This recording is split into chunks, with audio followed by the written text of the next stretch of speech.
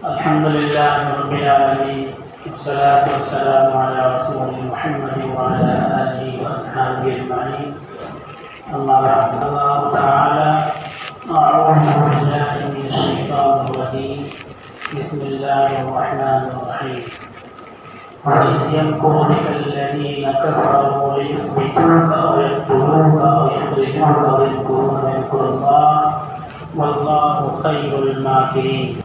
وقال تعالى وجعلنا من بين أيديهم سدا ومن خلفهم سدا فأغشيناهم فهم لا يبصرون. صدق اللہ العظیم. نبوت کے 14ویں سال ہجرت کا واقعہ پیش آیا. جب ہجرت کی اجازت دی گئی تو اسی کے ساتھ اللہ تعالیٰ نے رسول اللہ صلی اللہ علیہ وسلم کو فتح کی بشارت بھی سنائی کہ اب فتوحات حاصل ہوں گی. حالات تو یہ ہیں کہ مکہ کے اندر رہنا مشکل ہو گیا، دین کی بات بولنا مشکل ہو گیا، اور مکہ کے رہبر رہنما جتنے بڑے قائدین ہیں، ہر قبیلے کے لوگ رسول اللہ صلی اللہ علیہ وسلم کے قتل کا منصوبہ بنا رہے ہیں. ایک طرف یہ حالات ہیں دکھنے والی آنکھوں سے نظر آ رہے ہیں، دوسری طرف اللہ تعالیٰ فتوحات کی بشارت دے رہے ہیں. رسول اللہ صلی اللہ علیہ وسلم ایک دوپہر میں حضرت ابوبکر صدیق رضی اللہ تعالیٰ عنہ کے گھر پہنچے. رسول اللہ صلی اللہ علیہ وسلم کے دولت خانہ سے حضرت ابوبکر صدیق رضی اللہ تعالیٰ عنہ کا گھر 309 میٹر دوری پہ تھا، تقریباً آدھا کلومیٹر کی دوری پر. بیچ میں حضرت ام ہانی رضی اللہ تعالیٰ عنہ کا گھر پڑتا تھا، اس کے سامنے جگہ پڑی ہوئی تھی جہاں بازار لگا کرتا تھا. دوپہر میں پہنچے اور بتلایا کہ اللہ تعالیٰ کی طرف سے اجازت ہو گئی ہجرت کی، تو اب نکلنا ہے. حضرت ابوبکر صدیق رضی اللہ تعالیٰ عنہ نے بھی خواہش کا اظہار کیا تو آپ کو بھی اجازت مل گئی. پھر پلان اور منصوبہ بنایا کیسے نکلنا ہے. 2 اونٹنی حضرت ابوبکر صدیق رضی اللہ تعالیٰ عنہ نے ایک غیر قوم سے تعلق رکھنے والے جو ایمان نہیں لائے تھے ان کو دیا، کرائے پہ لیا کہ یہ اونٹنی لے کر کے آؤ گے، 3 دن کے بعد فلاں مقام پر وہاں سے آگے تم کو لے کر کے چلو گے. وہ ایمان نہیں لائے تھے لیکن اعتماد تھا، اور وہ صحرائی راستوں کے بہت جانکار واقف تھے، ان کو مزدوری پہ رکھا. ان اونٹنیوں کی رکھوالی کے لیے حضرت ابوبکر نے اپنے غلام عامر بن فہیرہ کو مامور کیا کہ ان اونٹنیوں کو دیکھتے رہو. رسول اللہ صلی اللہ علیہ وسلم رات کے 1/2 حصے کے بعد گھر سے نکل کر کے خانہ کعبہ میں تشریف لاتے تھے، تہجد پڑھتے تھے، نماز پڑھتے تھے. مشرکین اور اسلام دشمنوں کے معلوم تھا کہ رات میں نکل کر کے آتے ہیں، تو ان لوگوں نے یہ طے کیا کہ کوئی ایک آدمی جا کے رسول اللہ صلی اللہ علیہ وسلم کو نہ قتل کرے، بلکہ ہر قبیلے ہر کنبہ کا ایک آدمی ہو جائے تاکہ قتل کا الزام کسی ایک کنبے ایک خاندان پہ نہ آئے، سب پر آئے اور سب سے کون مقابلہ کر پائے گا. رسول اللہ صلی اللہ علیہ وسلم نے اپنے بستر پر حضرت علی رضی اللہ تعالیٰ عنہ لٹا دیا اور اپنی وہی چادر جس کو آپ اوڑھا کرتے تھے حضرت علی کو کہا کہ اسی کو تم اوڑھ کے لیٹ جاؤ تاکہ لوگ غفلت میں رہیں، اور بتلایا تھا کہ اللہ تعالیٰ تمہاری حفاظت کرے گا. وہ لیٹے ہوئے تھے. بڑے غرور کے ساتھ کفار کہتے تھے کہ یہ تو ایسی سی باتیں کرتے تھے، آج ہم نے گھیر رکھا ہے، آج رات ان کا کام تمام ہو جائے گا. لیکن کسی نے جب سحر کا وقت ہو تو بتلایا کہ یہاں محمد صلی اللہ علیہ وسلم نہیں ہیں، وہ تو نکل گئے. انہوں نے بہت دیکھا تو کیا ہوا، واقعی نہیں تھے. حضرت علی رضی اللہ تعالیٰ عنہ کو گھسیٹتے ہوئے کعبہ کے پاس لے گئے اور وہاں کچھ دیر تک ان کو گرفتار رکھا تاکہ کسی طرح اسے پتہ چل جائے کہ کہاں چلے گئے. پھر پتہ کیا ابوبکر رضی اللہ تعالیٰ عنہ کے بارے میں کہ وہ بھی نہیں ہے، تو فوراً ان کے گھر پہنچ گئے. وہاں بلایا تو حضرت اسماء رضی اللہ تعالیٰ عنہ آپ کی بیٹی نکلی، ان سے پوچھا، انہوں نے بھی کہا کہ مجھے نہیں پتا۔ تو ابو جہل نے اتنا زور سے چانٹا مارا کہ کان میں جو بالی پہنے ہوئی تھی وہ نیچے گر گیا۔ مارنے سے گر جانے کا مطلب بہت زور سے مارا، چہرے پہ نشان، چہرے پہ سوجن آیا۔ اچھا، اپنے اس منصوبے میں حضرت اسما کو بھی شامل فرمایا تھا اور اپنے بیٹے عبداللہ ان کو شامل فرمایا تھا، عامر ابن فہیرہ ان کو شامل فرمایا تھا، اور وہ جس کو اونٹنی کے ذریعے سے آگے نکلنے کے لیے طے کیا تھا، غیر مسلم تھا، ایمان نہیں لایا تھا، وہ شامل تھا، اور کسی کو نہیں پتا تھا۔ حضرت اسما کو اس میں شریک کیا تھا اس پلان میں۔ اسی سلسلے میں یہ آیت ہے، وَإِذْ يَمْكُرُ بِكَ الَّذِينَ كَفَرُوا لِيُثْبِتُوكَ أَوْ يَقْتُلُوكَ أَوْ يُخْرِجُوكَ وَيَمْكُرُونَ وَيَمْكُرُ اللَّهُ وَاللَّهُ خَيْرُ الْمَاكِرِينَ۔ جب سازش کر رہے تھے آپ کے ساتھ وہ لوگ جنہوں نے کفر کیا، دین کا انکار کیا تو آپ کو روک لیں، انہیں گرفتار کر لیں، قید میں رکھیں اور پھر ٹارچر کریں، تکلیفیں دیں، یا آپ کو قتل کر دیں یا آپ کو نکال دیں۔ وہ لوگ پلان بنا رہے تھے، سازشیں کر رہے تھے، اور اللہ بھی پلان بنا رہا تھا، اور اللہ بہترین پلان بنانے والا ہے، منصوبہ بنانے والا ہے۔ پلان ضرور بن رہا تھا، ادھر ہی اللہ کے نبی کو اللہ نے ہدایت دے دی، پلان بناؤ، اس سے پلان بنایا۔ اللہ نے ہجرت کو فتح کا ذریعہ قرار دیا، پورا مکہ مخالف ساری طرف سے راستے بند ہے، لیکن وہاں بشارت سنائی جا رہی کہ فتح کی رات ہے۔ اللہ کی بشارتوں پر، اللہ کے وعدوں پر نبی کو کیسا یقین ہوگا ہم تصور نہیں کر سکتے۔ نبی کا یقین کہ اللہ کی بشارت آ گئی، فتح مل کر کے رہے گی، لیکن اسباب اختیار کر رہے ہیں، پورا نظام بنا رہے ہیں، کہیں سے بھی کوئی ویک پوائنٹ نہیں چھوڑ رہے ہیں۔ اور ہم لوگوں کو پتہ چل جائے تو امام مہدی آنے والے بیٹھے رہیں گے ہاتھ میں، امام مہدی آ کر کے سارا کام کر دیں گے، ہم بس بریانی کھاتے رہیں گے۔ اسباب اختیار کرنے کا حکم دیا جا رہا ہے، اسباب اختیار کرنا ضروری ہے، سنت ہے، شریعت کا حکم ہے۔ امانتوں کی ادائیگی کے لیے ہم نے کا بتلایا تھا، حضرت علی کو صلاح دیا، ایک تو حفاظت کے لیے، غفلت میں رکھنے کے لیے، دوسری امانتوں کی ادائیگی کے لیے کہ یہ دشمن ہیں، ان کی امانتیں ہمارے پاس ہیں، کسی سے کتنی عداوت ہو جائے، کیسی دشمنی ہو جائے، ہمارے پاس اس کی امانت ہے۔ تو اسلام کی تعلیم یہ ہے کہ اس کی امانت اس کے حوالے کر دی جائے۔ جان کے دشمن جانی دشمن ہے، لیکن ان کی امانتوں کے حوالے کرنے کا انتظام اللہ کے نبی صلی اللہ علیہ وسلم نے کیا۔ جب یہ رات میں گھیر لیا مکان کو، دولت خانے کو ان کفار نے، اب آپ صلی اللہ علیہ وسلم کیسے نکلیں؟ اللہ کا وعدہ تھا، تو اس وقت بھی اسباب اختیار فرمایا۔ لوگ کہتے ہیں کہ دعاؤں سے کیا ہونے والا ہے، دعا بہت بڑا ذریعہ ہے، بہت بڑا وسیلہ ہے، دعا ضرور ہوگی، دعا کے ساتھ اسباب بھی اختیار کیا جائے گا۔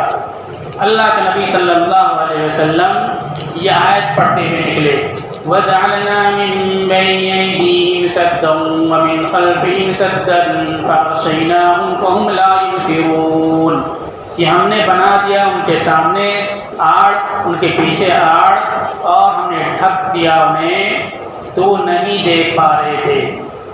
آپ مٹی ہاتھ میں لیا اور یہ پڑھتے ہوئے نکلے، دم کیا اور مارا تو نہیں دیکھ سکا، سب کے بیچ سے نکل آئے۔ یہ چیز اسباب کے درجے میں عارضی ہوتی ہے۔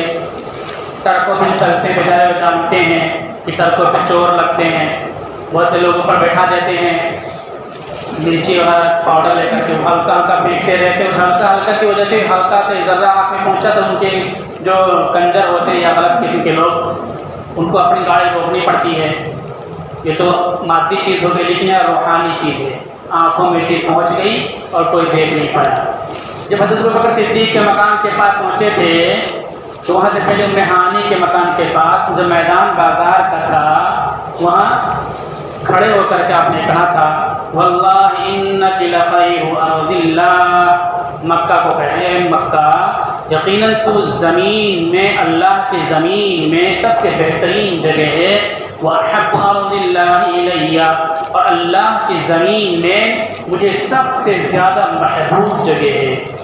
ولولا انی اخرجت ما خرجت، اگر میں نکالا نہ جاتا تو میں نہ نکلتا۔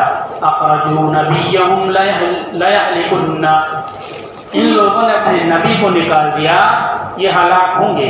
یہ آپ نے دعا کی۔ اس حدیث کو سامنے رکھ کر کے بہت سے لوگ کہتے ہیں کہ جس جگہ رہے اس چیز کی محبت دل میں ہونی چاہیے، ایمان کا حصہ ہے۔ غلط بات کہتے ہیں۔ مکہ کی عظمت مستقل ایک عظمت ہے، وطن کی بنیاد پر آپ اس سے محبت نہیں فرماتے تھے۔ مکہ میں سب سے پہلے اللہ کا گھر بنا، اس لحاظ سے اس کی عظمت ہے، وطن کے لحاظ سے اس کی عظمت نہیں ہے۔ اچھا، وطن کے لحاظ سے محبت ہوتی تو آپ مدینہ میں تھے، جب فتح ہوئی تو مکہ میں آ کے شفٹ ہو جاتے، لیکن نہیں، مدینہ میں رہ گئے۔ اسلام ہے تیرا دیش، تو مستقبی ہے۔ بہت سے مسلمان خاص طور سیاسی میدان رہنے والے وہ اور بہت سے دیندار عالم قسم کے جبہ دستار والے علاقہ اور وطن کی بنیاد پر لوگوں کے ایمان کو جانچتے ہیں۔ اس علاقے کا تو ایماندار ہے، اس علاقے کا تو بے ایمان ہے۔ اسلام اس کو کفر کہتا ہے۔ علاقے کی بنیاد پر کسی کے ایمان کی جانچ نہیں ہوگی، رنگ کی بنیاد پر کسی کے ایمان کی جانچ نہیں ہوگی، خاندان کی بنیاد پر کسی کو ایماندار کسی کو بے ایمان نہیں کہا جا سکتا ہے۔ یہ کفریہ سوچ ہے۔ اسلام ہے تیرا دیش تو مستقبی ہے۔ رات سحر کے وقت نکلے، غار ثور میں پہنچے۔ غار ثور 5505 کلومیٹر ہے حضرت ابوبکر صدیق رضی اللہ تعالیٰ عنہ کے گھر سے، یعنی 5.5 کلومیٹر سے کچھ زیادہ۔ اور یہ جو روٹ ابھی ناپتے ہیں اس لحاظ سے ہے، لیکن جو شمال کا سیدھا راستہ تھا عام شہر، اس سے ہٹ کر کے الٹے راستے ہم سے چلے تھے گھومتے گھومتے۔ آج بھی ہم سب انشاءاللہ جب حج کے لیے جائیں تو دیکھیں، جو حاجی گئے وہ دیکھتے ہیں چڑھنا دشوار ہوتا ہے، لیکن وہاں وسلم گئے۔ غار ثور میں جو پہاڑ ہے وہاں کیا ہے کہ چھت ٹائپ کے بہت سے پہاڑ، نیچے اوپر چھت، نیچے سورن ٹائپ ہے، اس انداز کا چڑھنا دشوار۔ اونچائی کتنی ہے؟ 760 میٹر اونچائی ہے، 760 میٹر اونچائی ہے۔ کتنی اونچائی ہوگی وہ؟ وہاں تک آپ صلی اللہ علیہ وسلم پیدل گئے، جوتے نہیں تھے۔ جو روایت آتی اس کے بدلہ پنجوں کے بل چل رہے تھے کہ پورا پیر رکھیں گے تو نشان بن جائے گا، اور اس نشان کو پہچان کر کے لوگ پہنچ جائیں گے کھوجی، تو پنجے کے بل چلتے تھے، اس لیے پنجے زخمی ہو گئے تھے۔ جب پنجے زیادہ زخمی ہو گئے تو ابوبکر صدیق رضی اللہ تعالیٰ عنہ نے آپ کو اپنے کندھے پہ بیٹھا لیا اور کندھے پہ لا کے اٹھا کر کے پھر آگے لے کر کے گئے۔ غار ثور کے پاس جب پہنچے وہاں پہلے آپ داخل ہوئے، صفائی کیا، اس کے بعد آپ کو اندر بلایا۔ صفائی کرتے وقت کچھ سوراخ نظر آئے، اس کے اپنے کپڑے کو ڈالا۔ ایک سوراخ ایسا تھا جس کو ڈھکنے کے لیے کپڑا نہیں تھا، تو ابوبکر صدیق رضی اللہ تعالیٰ نے اپنے پیر کو اس میں لگا دیا کہ اگر کوئی سانپ وغیرہ ہو تو نکل کر کے آ کر کے اللہ کے نبی کو نہ کاٹے، مجھے کو کاٹے۔ یہ ہے فدا کاری، یہ ہے جانثاری، یہ ہے قربانی، جان کو خطرے میں ڈال کر کے اللہ کے نبی کی ذات کو بچایا جاتا ہے۔ 3 دن تک اس کے اندر تھے، پھر قبر اتر آ گئے، جالا لگ گیا، درخت لگ گیا۔ یہ سب انڈا کی روایت جو ہے وہ صحیح نہیں ہے۔ اگر یہ جالا بنا ایک درخت ہوگا، یہ معجزے کے طور پر ساری چیزیں ہوئیں۔ ڈھونڈتے ڈھونڈتے جب یہاں پہنچے تو حضرت ابوبکر صدیق کہتے کہ ہم لوگ جب دیکھتے تو ان کا پیر دکھائی پڑتا، وہ لوگ اگر اپنے پیر کی طرف نیچے دیکھتے تو ہم لوگوں کو دیکھ لیتے۔ میں بہت بے چین ہوا، اللہ کے نبی سے میں نے کہا کہ اللہ کے نبی یہ سب آ چکے ہم کو دیکھ لیں گے۔ ڈر لگنے لگا۔ ڈر کیا تھا؟ اپنی جان کا ڈر نہیں تھا کہ ہم کو مار دیں گے، ڈر یہ تھا کہ نبی صلی اللہ علیہ وسلم کو نقصان نہ پہنچ جائے۔ اپنی جان کا ڈر ہوتا تو سانپ کے دل میں اپنا پیر بھی ڈالتے، اور پھر سانپ نے وہاں ڈسا، کاٹا، سانپ نے ڈسا، اس کی تکلیف ہوئی، تکلیف ہونے کے باوجود پیر کو پیچھے نہیں کھینچا، اس لیے کہ اللہ کے نبی کی نیند کھل جائے گی، کیونکہ آپ صلی اللہ علیہ وسلم ابوبکر صدیق کے پیر پر اپنا سر رکھ کر کے سو رہے تھے۔ چونکہ سر رکھ کے سو رہے تھے اور بیٹھے ہوئے تھے، تکلیف کی وجہ سے آنکھوں سے آنسو آ گئے، وہ آنسو اللہ کے نبی صلی اللہ علیہ وسلم کے رخسار پر گرے۔ جب آنسو کی بوجھ ٹھنڈک آپ نے محسوس کی تو آنکھ کھلی، پوچھا کیا بات ہے؟ بتلایا کہ ایسی سی بات ہے۔ آپ صلی اللہ علیہ وسلم نے پیر کو نکلوایا، اور اس نے اپنا تھوک مبارک لگایا، لعاب لگایا اور وہ تکلیف ختم ہو گئی اس وقت۔ روایتیں ہمارے آخر عمر میں پھر وہ تکلیف ہوئی، سانپ کے زہر نے اثر کیا اور اس کی بنیاد پر ان کا انتقال ہوا۔ اچھا، یہاں سے یہاں تک آنے کے لیے 3 دن جو تھے تو کھانے کا انتظام کیا تھا؟ کھانے کا انتظام یہ تھا کہ حضرت اسما یہ کھانا پہنچاتی تھی اتنے مشکل راستے پہ، ان کو بتا رکھا تھا، راستہ دکھا رکھا تھا۔ اور حضرت عامر ابن فہیرہ کہ اسما جا رہی آ رہی، وہ پیر کے نشان بنے گے، پہچان جائیں گے، تو اس بکریاں دوڑا، بکریاں چلا، یہ کام تھا۔ اسما کھڑی ہے عورت، جب وہاں سے نکلے تو یہ سراقہ آگے پیچھے سے 3 دن غار میں چھپے، الٹے سائڈ راستے میں۔ ایک دن اعلان کیا کہ جو لے کر کے آئے اس کو ایک دیت 100 اونٹ انعام ملے گا۔ سراقہ ابن مالک وہ تلاش میں تھے۔ ایک آدمی بتلایا کہ وہ فلاں راستے میں ہم نے دیکھا ہے، انہوں نے کہا کوئی دوسرا کا فلاں آدمی گیا، جھوٹ بولا انہوں نے، حضرت سراقہ نے۔ پھر کہا کہ میں چپکے سے نکل کر کے جاؤں، محمد صلی اللہ علیہ وسلم کو پکڑ لاؤں زندہ یا مردہ، اور پھر چھپ کر کے پہنچے، لمبی ہوئے۔ جب وہاں پہنچے آپ 4تھے دن نکل چکے تھے آگے چلنے کے لیے، گھوڑا لے کر کے، نیزہ لے کر کے، تو جیسے اللہ کے نبی سے دوڑتے تو پیر میں اس کا گھوڑے کا پیر زمین میں گھس جاتا، زمین میں پیر گھس جاتا۔ جب گھس گیا تو انہوں نے دیکھا کہ یہ لگتا ہے کہ کوئی گھسنے کی جگہ نہیں ہے، پیر کیسے پھنسا، اللہ کا کوئی عذاب آنے والا، میں غلط کر رہا ہوں، تو احساس ہوا۔ فوراً اللہ کے نبی صلی اللہ علیہ وسلم کو چلا کر کے پکارا کہ ہم بدنیتی سے آ رہے تھے لیکن ہم کو معاف کر دیں، اب ہم آپ کو گرفتار نہیں کریں گے۔ اللہ کے نبی صلی اللہ علیہ وسلم نے معافی کا اعلان کر دیا۔ پھر دل میں آیا کہ پکڑ لو یا 100 اونٹ مل جائے گا، پھر آگے بڑھے، پھر وہ گھوڑے کا پیر زمین میں پھنس گیا۔ پھر ان کو ڈر محسوس ہوا کہ کہیں میں نہ دھس جاؤں، کوئی معاملہ نہ ہو جائے۔ پھر اللہ کے نبی کی آواز لگائی کہ ہم کو معاف کر دیجیے، میری نیت خراب ہو گئی تھی، ہم کو آپ امان لکھ کر کے دے دیجیے، امان نامہ کہ ہم آپ ہمارے خلاف کچھ بھی کارروائی نہیں کریں گے۔ اللہ کے نبی صلی اللہ علیہ وسلم نے امان نامہ ان کو لکھ کر کے دیا کہ اس کو سراقہ ابن مالک دشمن سے سر لینے کے لیے آئے تھے، معافی مانگا تو آپ نے معافی دی، امان نامہ دیا، اور اسی کے ساتھ جو اہم بات ہوئی آپ کو فرمایا کیف بک اذا لبست سواری کسری ومنطقته وتاجه، اے سراقہ تمہارا کیا حال ہوگا جب تم پہنو گے کسریٰ کے دونوں کنگن کو اور اس کے پٹکے کو جو سینے پہ لگاتے ہیں بادشاہ لوگ پہنتے تھے، اور اس کے تاج کو اپنے سر پہ پہنے گے، تمہارا کیا حال ہوگا، تم کتنے خوش نصیب ہوگی۔ اللہ نے فرمایا۔ بعد میں ایمان لائے، فتح مدائن کے موقع پر حضرت عمر رضی اللہ تعالیٰ عنہ کی خلافت کے دور میں کسریٰ کی دولت اور خزانے جب آئے، جب بٹنے لگے تو یہ سارے حصے اس سراقہ ہی کے حصے میں گئے، تاج، کنگن اور پٹکا۔ پھر انہوں نے اللہ کے نبی کی بات کو یاد کیا۔ اللہ کے نبی نے کہا تھا تصور نہیں ہو سکتا کہ اس طرح سے بھاگے جا رہے لوگ، کوئی راستہ، کوئی ذریعہ نہیں، اللہ کے نبی بشارت سنا رہے، وہ بشارت میں پوری ہو رہی ہے۔